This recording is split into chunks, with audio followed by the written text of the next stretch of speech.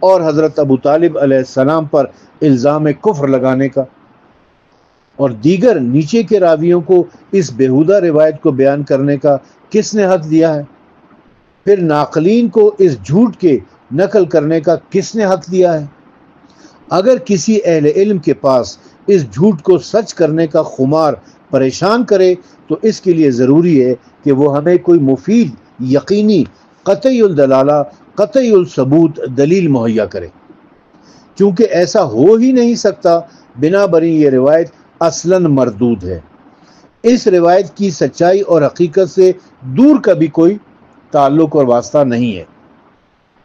دوسری وجہ بیان کرتے ہوئے ڈاکٹر صداقت علی فریدی لکھتے ہیں کہ روایت حدیث کی دوسری صورت یہ ہے کہ کوئی عینی شاہد عادل آ کر پورے حفظ اور اتقان کے ساتھ، کامل عدالت کے ساتھ متعلقہ وقوعے کی من و ان خبر دے، اور وہ خبر راوی کو توفیق کرے، تب جا کر راوی روایت کا اہل ہوتا ہے، ورنہ نہیں۔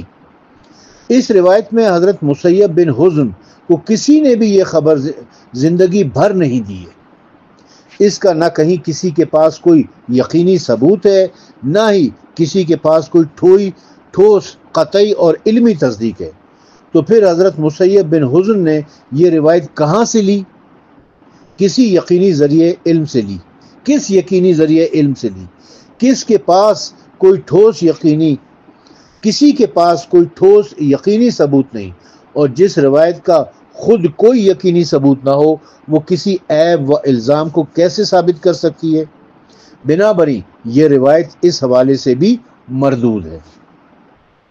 تیسری وجہ بیان کرتے ہوئے ڈاکٹر صداقت علی فریدی اپنی کتاب عرفان ابی طالب اور قرآن عظیم میں لکھتے ہیں کہ تیسری یقینی صورت، روایت کی یقینی صورت یہ ہوتی ہے کہ خود صاحب وحی نے کسی کو کسی واقعے کی خبر دی ہو۔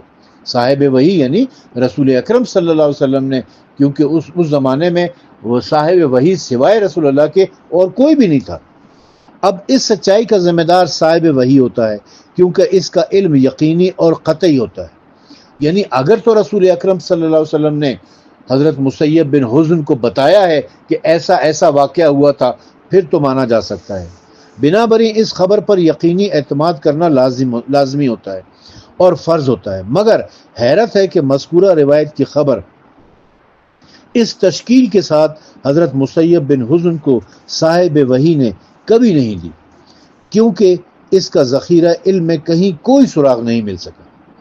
بسیار تلاش کے بعد بھی کچھ نہیں ملا، اور نہ ہی مکفرین حضرت ابو طالب علیہ السلام نے کبھی اخلاقی جرات کی کہ اس روایت کا کوئی ٹھوس یقینی ثبوت مہیا کرے جس سے یہ روایت قطعاً قابل اعتماد ٹھہرے اور مفید یقین ہو سکے۔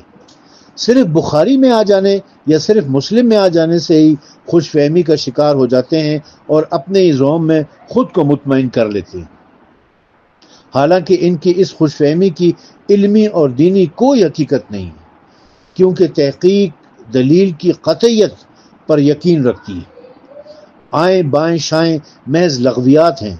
بنا بری یہ روایت برلحاظ مردود ہے، ثبوت الزام میں قطعی مؤثر نہیں ہو سکتی۔ کسی کے پاس کوئی ثبوت ہے جو اس روایت کو یقینی بنا لے تو آئیے ہم حاضر ہیں۔ اہل علم سے سوال ہے کہ کیا صاحب وحی یعنی رسول اکرم صلی اللہ علیہ وسلم نے کسی کافر کو اس